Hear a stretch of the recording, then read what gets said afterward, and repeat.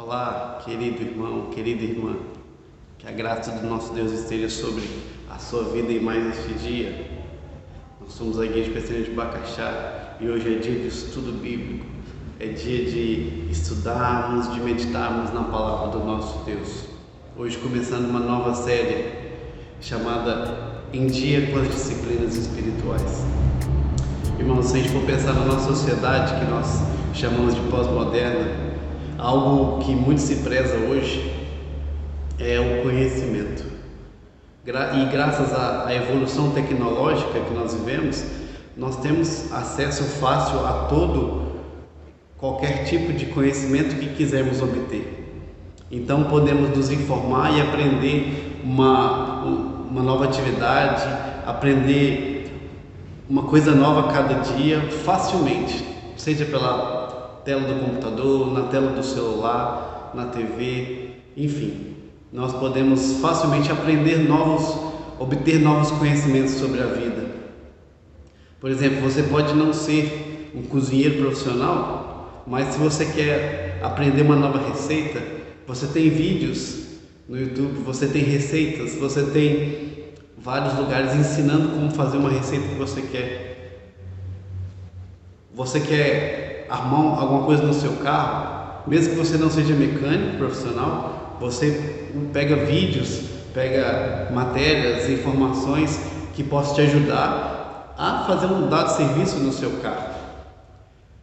Então todo mundo pode ter um pouco de cada conhecimento. Só que isso tem um problema sério. Quando nós conhecemos pouco sobre muitas coisas, nós acabamos caindo na superficialidade, que é um grande problema do nosso século. A superficialidade. Ninguém se aprofunda em nada, apenas sabe um pouco o que precisa sobre cada uma das coisas e acabamos sabendo de muitas coisas, só que não nos aprofundando em nada. E nós vivemos de um tempo que as pessoas procuram satisfação instantânea para cada uma das suas necessidades. Por isso a superficialidade. E às vezes isso reflete dentro da igreja. Muitas pessoas procuram a espiritualidade a fim de sanar algumas das suas necessidades, como a necessidade de conhecimento de uma receita ou algum serviço para você fazer no carro, por exemplo, ou na sua casa. E às vezes a espiritualidade cai dentro desse conhecimento. Eu preciso de um conhecimento, eu preciso de um pouco de espiritualidade a fim de sanar alguma necessidade momentânea, ou um alívio, uma busca por paz, enfim. E assim, quando as pessoas conseguem satisfazer essas necessidades espirituais, acabam se sentindo curadas e não precisam mais buscar essa espiritualidade. Não se sentem mais dependentes disso, necessitadas. Então abandonam, só buscam por um dado momento e enfim depois abandonam porque acham que já satisfizeram as suas necessidades. Porém a Escritura nos ensina sobre várias disciplinas espirituais que, como novas criaturas, nós precisamos desenvolver na nossa vida para que a gente cresça, a gente amadureça e se torne cada vez mais adequado à vontade de Deus para nossas vidas. Não são exercícios que a gente pode fazer para sanar problemas momentâneos ou atitudes que precisamos tomar em alguns momentos da nossa vida, mas são exercícios, atitudes que precisamos tornar parte da nossa vida, tornar parte da nossa rotina. Por isso se chamam disciplinas. A disciplina é seguir uma rotina, vamos dizer assim. É seguir uma regra, é desenvolver um comportamento que sabemos que será benéfico para a nossa vida. Como, por exemplo, a disciplina alimentar. É uma rotina de novos hábitos alimentares, de momentos, hora para comer, tipo de alimento que você vai comer, equilíbrio entre os alimentos, ou, por exemplo, a disciplina física, ter uma rotina de exercícios, ter um comportamento assim de atividade física em dia, porque você sabe que isso é benéfico para o seu corpo. Assim também, as disciplinas espirituais devem ser levadas a sério, porque trarão benefícios também para o nosso crescimento e a nossa saúde espiritual. Então, para essa nova série de estudos, nós vamos trabalhar cada semana sobre uma disciplina, o que a Bíblia nos ensina sobre ela e como nós podemos fazer para nos adequar e para crescer nesse exercício das disciplinas espirituais. A primeira disciplina que nós queremos tratar hoje é a meditação. Em nossa sociedade, no nosso mundo hoje, a gente vive um tempo de amontoado de coisas. Por exemplo, um mundo que vive com pressa, vive agitado. Se você para ou se você não segue a pressa e o movimento a rotina da sociedade, você está para trás, você é à toa. Então é preciso estar em pressa, fazer muitas coisas, muitas atividades, estar correndo e se encher sua cabeça, encher sua rotina de atividades diversas. Só que isso é muito prejudicial para nós. Mesmo durante esse tempo que nós vivemos de isolamento em partes, nós estamos ainda dentro dessa rotina de pressa e de agitação, porque mesmo a maioria passando tempo em casa, passando um pouco mais de tempo em casa, nós ainda estamos enchendo o nosso tempo, enchendo a nossa mente, buscando escapes, pois a gente tem se desacostumado ao silêncio, ao sossego. A gente desaprendeu a parar, a acalmar e a ter um momento de sossego na nossa vida.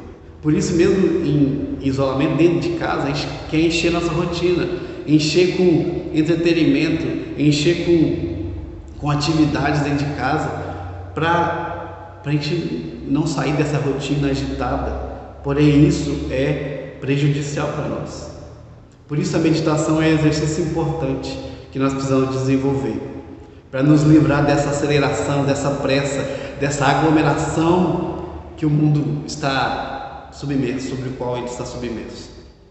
A disciplina espiritual da meditação, como a Bíblia nos ensina, nada tem a ver com essa meditação que nós conhecemos, que é a oriental, que você tenta esvaziar a mente e você senta com as pernas cruzadas, fecha os olhos e faz aquele movimento como para limpar a mente, para você se encher de coisas sobrenaturais. Nada disso, nada tem a ver.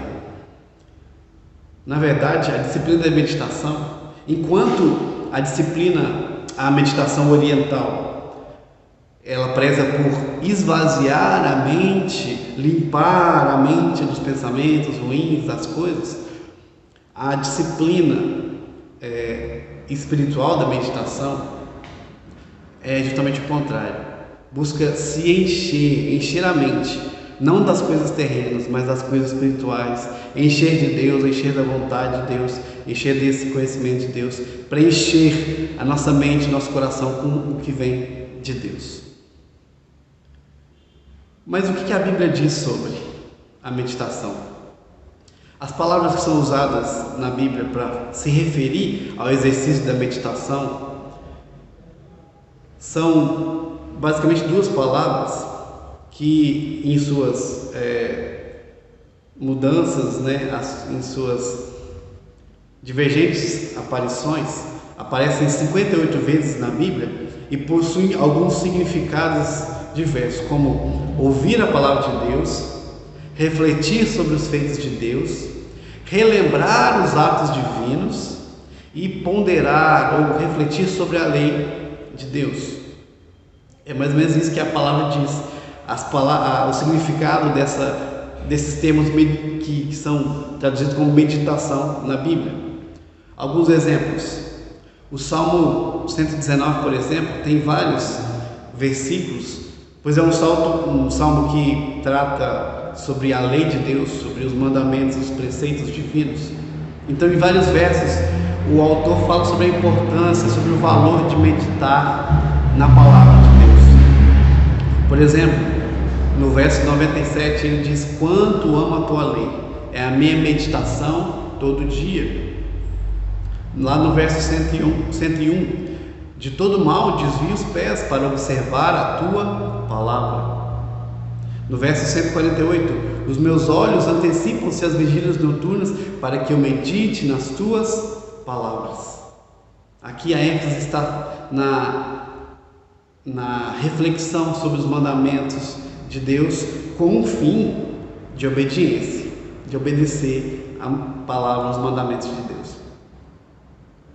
Outros salmos também nos ensinam sobre o valor e a importância da meditação. Como, por exemplo, o Salmo 63, versos 5 e 6 diz assim: como de banha e de gordura farta-se a minha alma, e com júbilo nos lábios a minha boca te louva. No meu leito, quando de ti me recordo, e em ti medito durante a vigília da noite. O salmista dizendo como se farta, comparando a fartura de alimentos que são bons e que sustentam o corpo físico. Aqui ele está falando que a meditação na palavra, na lei de Deus, é o que alimenta e é o que sacia a sua alma, o seu coração.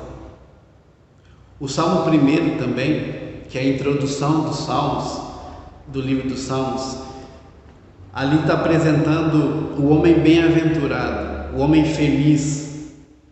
E dentre as características deste homem muito feliz, bem-aventurado, é que o seu prazer está na lei do Senhor, e na sua lei medita de dia e de noite. E esse Salmo 1 é um convite para que nós imitemos esse homem bem-aventurado, meditando e buscando prazer na meditação, na leitura e na lei de Deus.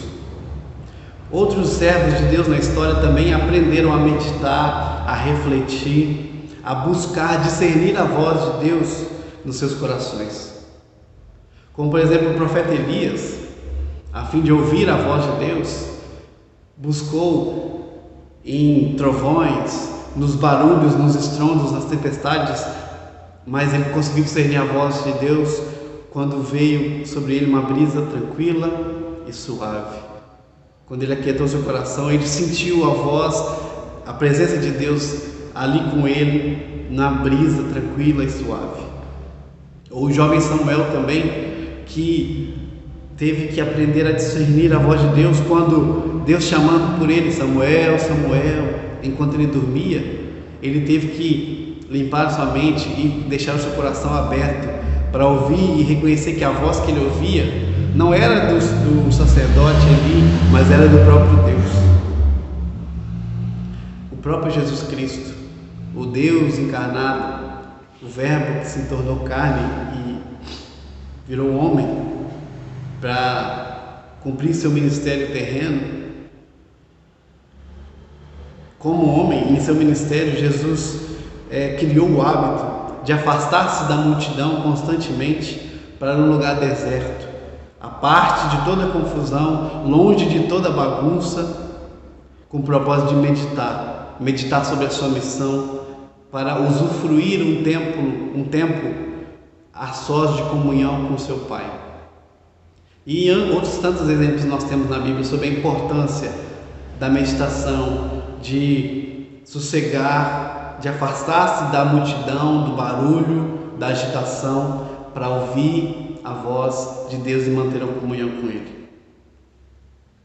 A meditação cristã, ela não envolve nenhum mistério oculto, ou rituais complexos, ou mantras secretos, ou qualquer tipo de experiência sobrenatural ou esotérica. Mas a meditação cristã é a capacidade de ouvir, discernir e atender à voz de Deus. Deus, na criação, fez o homem para gozar de comunhão com Ele. O homem deveria manter uma comunhão com o seu Criador. Tanto que na história da criação nós vemos como Adão e Eva, na viração dos dias, conversavam com Deus, mantinham comunhão com Ele. Porém a queda, o pecado, corrompeu essa comunhão, atrapalhou essa comunhão. Porém, Deus, em graça e misericórdia, Ele providenciou ao longo da história uma forma de revelar a sua vontade e de manter essa comunhão com a sua criatura, com o seu povo, com suas criações. Durante a história, Deus proveu várias formas de comunicar sua vontade ao povo, seja por mandamentos, seja por aparições teofânicas, através dos profetas, mas na plenitude dos tempos enviou Jesus Cristo, que é Deus formando em forma humana, tomando a forma humana, para cumprir e ensinar a vontade de Deus ao povo. Então a forma que nós temos de ouvir a voz de Deus e manter nossa comunhão com Ele é através de Jesus Cristo e através da sua palavra. Foi o meio que Deus se revelou a nós para mostrar a sua vontade e para mantermos essa comunhão com Ele. A Bíblia nos chama a viver comunhão com o nosso Deus, a nos encher nossa mente com tudo que vem dele, em atendermos a sua voz, em refletir sobre a sua vontade, refletir sobre os seus feitos e obedecer ao que ele tem nos ensinado, nos instruído a fazer. Porque nós sabemos que a vontade de Deus é boa, é perfeita e é agradável. Então meditar é passar um tempo de comunhão com o Senhor, abstendo-se das distrações, de tudo que pode nos distrair ou tirar nosso foco do Senhor, para que possamos ouvir atentamente a voz de Deus e refletir nela, para buscar entender e obedecer a sua vontade. Mas qual então é o propósito da meditação? Quando meditamos, nós desenvolvemos um relacionamento íntimo com o nosso Senhor. Ao invés de termos encontros casuais com o nosso Deus, aos domingos, por exemplo, nós desenvolvemos uma relação muito mais íntima e muito mais transformadora. Quanto mais nos encontramos com o nosso Deus, mais íntima é a nossa relação, mais conhecedores nós somos da vontade do que Deus quer para nós e mais nós nos adequamos ao que Ele quer. Então, um encontro casual de domingo não faz de você um amigo de Deus, alguém que tem comunhão com o Senhor, mas a sua vida de meditação na palavra, de vida com Deus em oração, vida íntima com o Senhor, isso faz de você alguém que tem comunhão com Deus. Na meditação, nós criamos em nós, é como se a gente criasse em nós um espaço que permite que Cristo crie um santuário interno no nosso coração e ali Ele edifique esse santuário em nós. Aos crentes, Cristo faz um convite registrado lá em Apocalipse: eis que estou à porta e bato. E nós que entregamos a nossa vida a Cristo, que fomos alcançados pela graça salvadora e redentora de Jesus, nós precisamos saber e entender que Cristo deseja cear conosco e manter comunhão íntima e diária conosco. O convite diz: eis que estou à porta e bato. A meditação é o que abre a porta.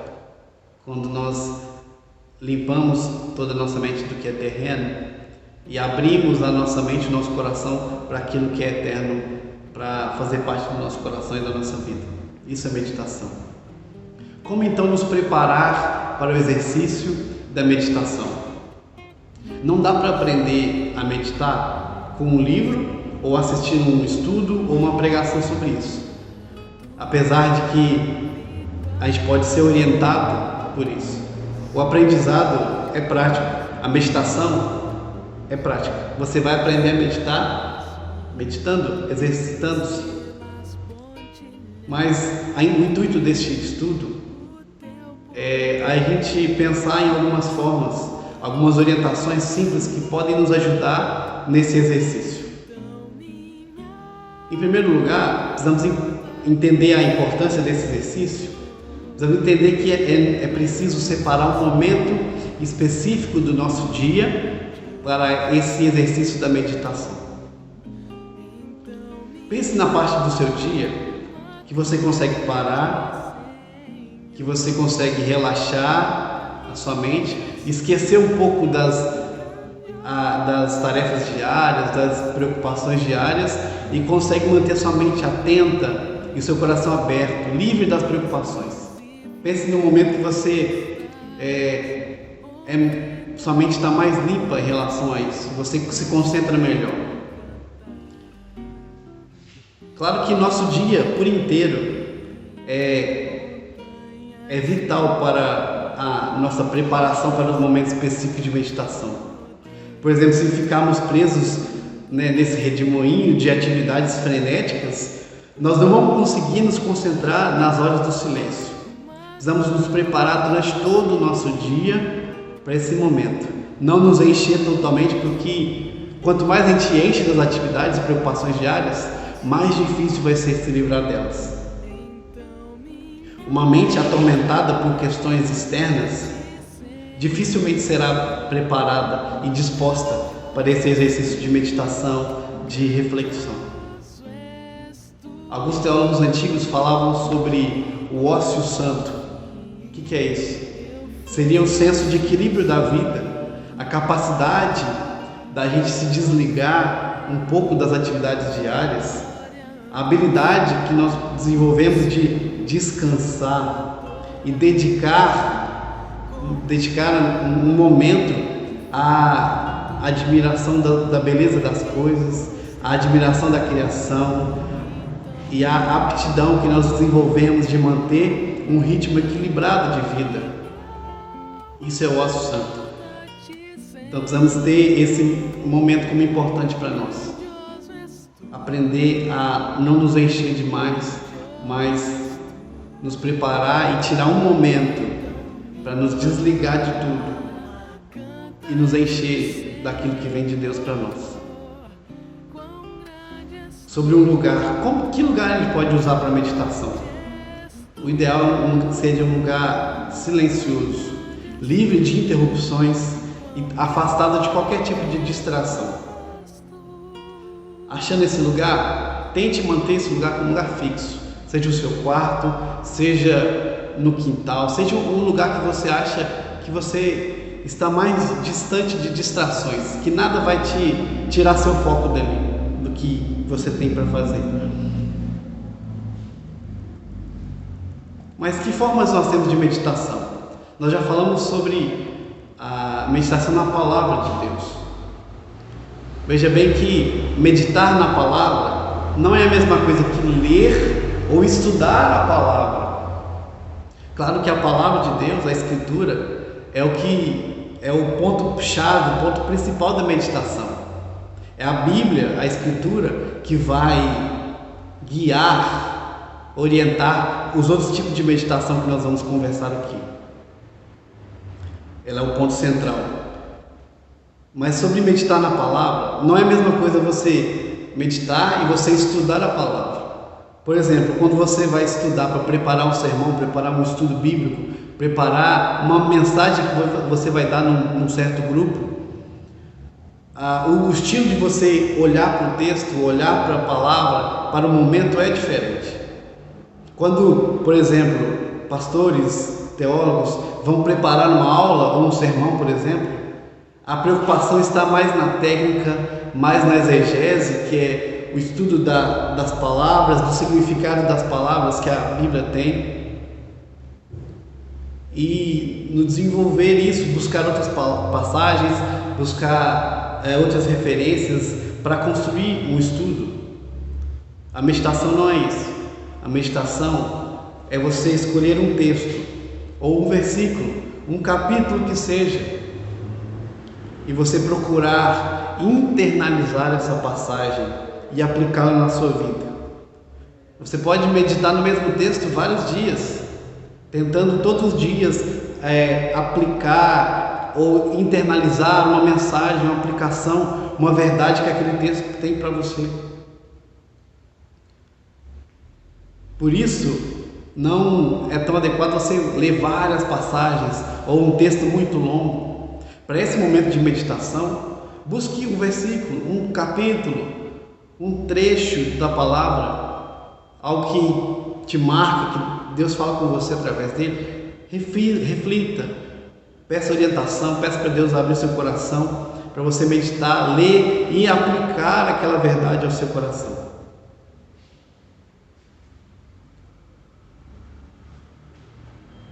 Aqui não é um momento de superficialidade, como eu já disse, de querer ler vários textos ou analisar vários textos, mas meditar, refletir, focar em um texto bíblico, focar em um ponto, um trecho, um versículo que seja, para você internalizar aquela verdade, aquilo que o texto tem de tão rico para fortalecer a sua vida, para edificar a sua vida. Além da meditação da palavra, também temos a meditação através da oração, como uma forma de meditação, de entrar em comunhão íntima e profunda com o nosso Deus. Nós vamos tratar para frente, em outro estudo, mais especificamente da oração, mas aqui eu quero centrar a oração nesse momento de meditação, como um momento que a gente tem para tirar e colocar diante de Deus na nossa oração os nossos temores, os nossos anseios e entrar em comunhão profunda com o nosso Deus. Além da oração também e da palavra, outra forma de meditação que nós podemos aplicar e usar na nossa vida é a meditação na criação. Veja bem, isso não é uma forma de pandeísmo, que é o que vê Deus em tudo e tudo em Deus. Não é isso. Mas a meditação na criação é observar a criação de Deus, ver a mão de Deus em tudo, cuidando, sustentando, governando todas as coisas. É refletir sobre a glória e majestade de Deus. É você olhar para a natureza, olhar para um pássaro, olhar para como a natureza é harmônica e bem organizada, tudo no seu lugar, e ver a mão de Deus ali sustentando. É como o salmista refletiu: os céus proclamam a glória de Deus. É olhar para o firmamento, para a criação e ver que é obra de Deus, e refletir sobre isso, refletir sobre a majestade e a glória do nosso Senhor. Outra forma de meditação bem propícia ao tempo que nós estamos vivendo é refletir sobre os fatos do nosso tempo, procurando perceber a mão de Deus e o propósito divino em cada uma das situações, dos fatos, das coisas que acontecem na nossa história. Como você parar para pensar nessa situação toda, poxa, 3 meses, mais de 3 meses nessa crise, uma crise que não é só nossa, é mundial, é parar e refletir sobre isso. Qual o propósito de Deus? A mão de Deus nisso?